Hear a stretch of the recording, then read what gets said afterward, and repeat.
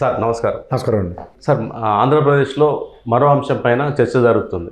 2024 ఎన్నికల్లో టీడీపీ జనసేన పొత్తు ఉండబోతుంది. ఒకవేళ పొత్తు ఉంటే గనక ఈ ఇద్దరి మధ్యలో ఎవరు సీఎం అభ్యర్థిగా ప్రకటిస్తారు? చంద్రబాబు నాయుడు ప్రకటిస్తారా, లేదంటే జనసేన అధ్యక్షుడు పవన్ కళ్యాణ్ని ప్రకటిస్తారా?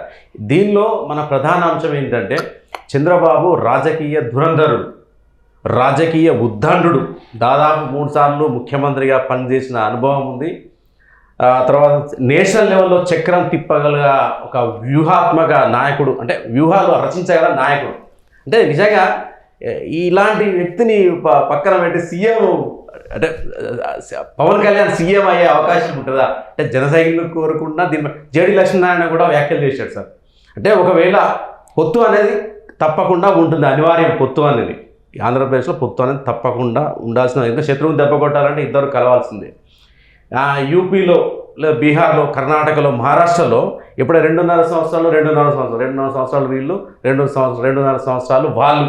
అంటే ఇట్లా అధికారాన్ని పంచుకొని అక్కడ ప్రభుత్వం, సంకీర్ణ ప్రభుత్వం ఏర్పడే అవకాశం ఉంది. అలానే జరుగుతుందని మాజీ సిబిఐ డైరెక్టర్ జేడి లక్ష్మీనారాయణ కూడా ఆయన అభిప్రాయాన్ని వ్యక్తం చేశారు. దానిపైన మీ కామెంట్. ముందు ఆయన పార్టీలో ఉన్నారు లేదా ఫస్ట్ చెప్పమనండి. రెండోది ఏంటంటే, నిన్న జరిగిన స్పీచ్లో పవన్ కళ్యాణ్ గారు ఐఏఎస్ ఐపీఎస్లకి ఏ విధంగా ఇండైరెక్ట్గా సెటరికల్గా మాడారో అది ఆయనకి వర్తిస్తుందో లేదో కొనుక్కొని చెప్పమనండి. మూడో పాయింట్ మీరే అన్నారు, మీ ప్రశ్నలోనే సమాధానం ఉంది. మీరు నాకన్నా ఖచ్చితంగా మీరు జర్నలిజంలో మీకున్న అపారమైన అనుభవంతో చాలా రంగరించి మంచి క్వశ్చన్ అడిగారు. అది ఎంత సింపుల్ అంటే మీ ప్రశ్నలోనే ఆన్సర్ మీరే ఇచ్చేశారు. అంచేత నేను దాన్ని విశ్లేషించక్కర్ లేకుండా, ఎందుకంటే రాజకీయ దురంధుడైన అండ్ దార్శనికుడైన చంద్రబాబు నాయుడు గారితో పవన్ కళ్యాణ్ గారిని కంపేర్ చేయాలా అన్నది నేను కంపారిజన్ గురించి చెప్పట్లే.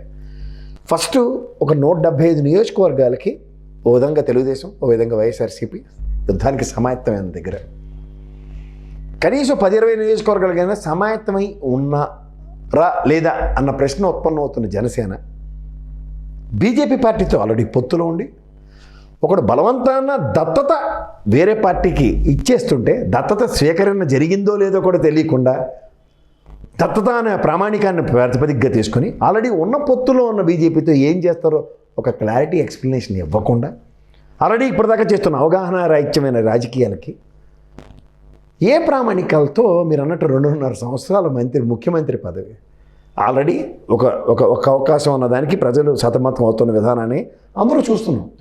ఉదాహరణకి చెప్పాలంటే ఒక అనిశ్చితితో కూడిన ఇవాళ అప్పుల ఊబిలో కొట్టమిట్టాడుతున్న తెలుగు రాష్ట్రం, ముఖ్యంగా Andhra Pradesh.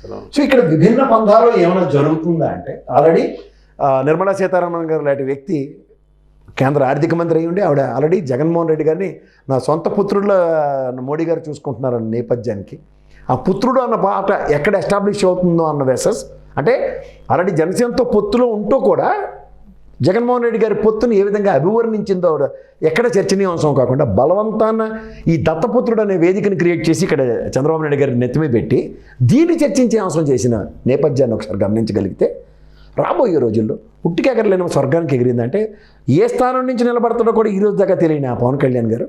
And in the same scenario గతంలో ఆయన ఓటమి అనుభవాల నుంచి ఏదైనా ఒక అనుభవం నుంచి ఒక గుణపాఠం నేర్చుకుంటాం. అలాంటి గుణపాఠమే లేకుండా ఇవాళ పార్టీ ఏ విధంగా కన్స్ట్రక్ట్ అయిందో ఒకసారి చెప్పమనండి. మీకు ఎప్పుడైనా నాదెండ్ల మనోహర్ గారు, పవన్ కళ్యాణ్ గారు కాకుండా ఇంకొక నాయకుడు పేరు చెప్పండి ఆ పార్టీలో నిలబడే సామర్థ్యం అన్నాడు. ఎవరు చెప్పొచ్చు? శివశంకర్ గారు బ్యూరోక్రాట్ ఒక ఆయన అందులో ఉన్నారు పార్టీలో పెద్ద ఆయన. అలాగే ఇంకో బొలిశెట్టి సత్యనారాయణ గారు ఉన్నారు. వీళ్ళు ఎక్కడో నియోజకవర్గాల్లో శాసించే అంత స్థాయి కలిగిన వల్ల మీరు చెప్పండి. పవన్ కళ్యాణ్ గారు ఫేస్ వాల్యూతో నియోజకవర్గంలో ఒక మోడ్యులేషన్ క్రియేట్ చేయగలరు, లేదా నాదెండ్ల మనోహర్ గారు ఒక వైబ్రేషన్స్ ఏదో ఒక నియోజకవర్గం. జేడి లక్ష్మీనారాయణ గారు లాంటి వ్యక్తి గతంలో వైజాగ్లో నిలబడి ఏ విధంగా ఓటమి చూసాం కదా. వీళ్ళ స్థాయి నేను అంటుంది ఎప్పుడైనా సరే ఒక పార్టీ నిబద్ధతతో నియమించబడాలి. గ్రౌండ్ లెవెల్ క్యాడర్ దగ్గర నుంచి, బూత్ కమిటీల దగ్గర నుంచి అలా క్షేత్రస్థాయి నుంచి ఎలా ఉంది అన్నదాన్ని మనకి విశ్లేషణలు చూస్తూనే ఉన్నాం.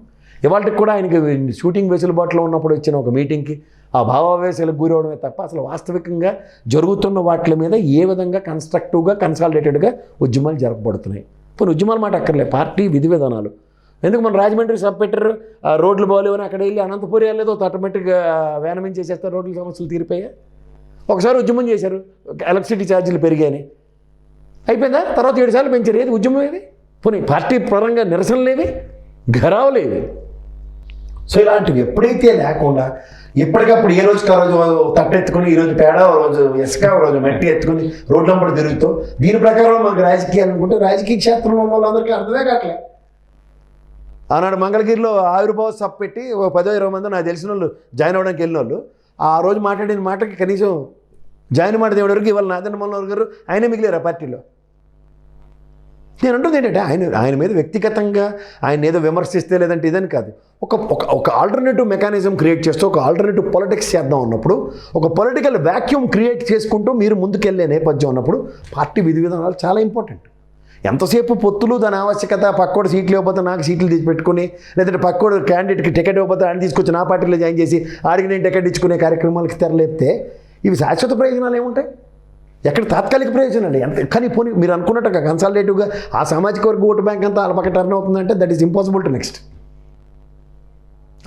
అది ట్రావెలే కావు ఫస్ట్ ఆఫ్ ఆల్. ఎందుకంటే ప్రతి వ్యక్తి ఒక పార్టీలో నీకు ఇప్పుడు ఉదాహరణకి తెలుగుదేశంలో చంద్రరాజప్ప గారు ఉన్నారు, ఆడేమో తోట శ్రీమూర్తులు గారు వైఎస్ఆర్సీపీలో ఉన్నారు. వాళ్ళు స్థానికంగా వ్యక్తిగతంగా వాళ్ళు ఔన్నత్యం కలిగిన వ్యక్తులు. వాళ్ళు ఖచ్చితంగా వాళ్ళు అక్కడ గెలుపు ఓటములకి వాళ్ళకి బాటలు వేసుకున్నారు, వాళ్ళకి ప్రజలు మన్నలను పొందారు, వాళ్ళు గెలుచుకుంటూనే ఉన్నారు. అలాగే వంగగీత గారు ఎన్ని పేర్లు చెప్పొచ్చు మీకు. సో ఇలాంటి పేర్లతో వీళ్ళు క్యాండిడేచర్లుగా ఉన్నప్పుడు గతంలో వంగగీత గారు ప్రజారాజ్యం నుంచి గెలిచి చూపించారు. ఇప్పుడు నా సామాజిక వర్గ పరిరక్షణ అంటే ఇప్పుడు ఆవిడ వైఎస్ఆర్సీపీ నుంచి కూడా గెలిచి చూపించారు. వాళ్ళు పార్టీలకు అతీతంగా కొంతమంది ఐకానిక్ పర్సనాలిటీస్ కింద వాళ్ళు ఎస్టాబ్లిష్ అయ్యారు. అవునంటారు కదంటారు నియోజకవర్గాలు. ఇప్పుడు మీరు సామాజిక వర్గ పరిరక్షణ ఎలా జరుగుతుందంటారు? ఇప్పుడు మీరు క్యాండిడేట్ అదే సామాజిక వర్గం నిలబెట్టారు. మరి వంగగీత గారు ఎవరిని ఇచ్చాం, చంద్రరాజప్ప గారు ఎవరిని ఇచ్చాం, తోట త్రిమూర్తులు గారు ఎవరిని ఇచ్చాం? తగ్గిపోతాయా? అంటే ఓట్లు చీలికకి వెసులుబాటు కల్పిస్తారు. మీరన్న ప్రైమరీ ఓటు నేను ఓటు చేయలేమన్న దగ్గరే ఇలా ఓటు చీలవుతుందన్న విషయం తేటతెల్లం అవుతుంది కదా. ఇప్పుడు మీరు ఒక క్యాండిడేట్ నిలబడితే మీకు సమోజ్జనే నిలబడతారు కదా, ఆ క్యాండిడేట్ మీ దగ్గర ఏంటి? మీరు గతంలో మీరు ఎంతో బీఎస్పీతో నాటులతో కలిపి 140-132కే ఎందుకు నిలబడరు లాస్ట్ టైం? ఏరు వాళ్ళు ఎవరన్నా ఒక పేరు పనికొచ్చిన పేరు ఒకటి చెప్పండి చూద్దాం. మీరు చెప్పండి మీ అనుభవంలో. సో ఎప్పుడైనా సరే సామర్థ్యానికి తగ్గ యుద్ధానికి వేదిక క్రియేట్ చేసుకుంటూ నాకు తెలిసిన ఒక అత్యుత్తముడు ప్రజారాజ్యం పార్టీ మూలాలు మొదట్లో చెప్పాడు, పిండి కొద్ది రొట్టె కాదు, అట్లీస్ట్ జనసేన ఆవిర్భావం అయినప్పుడైనా ప్రజారాజ్యం నుంచి గుణపాఠాలు తీసుకుని కన్సాలిడేటెడ్గా ఒక 20-30 స్థానాలకి పరిమితమై మనం సెంట్రిక్గా కాన్సన్ట్రేట్ చేస్తూ పనిచేస్తే రాబోయే రోజుల్లో పార్టీ డెవలప్మెంట్కి వెసులుబాటు ఉంటుందని నా బాసే చెప్పాడు ఒకసారి.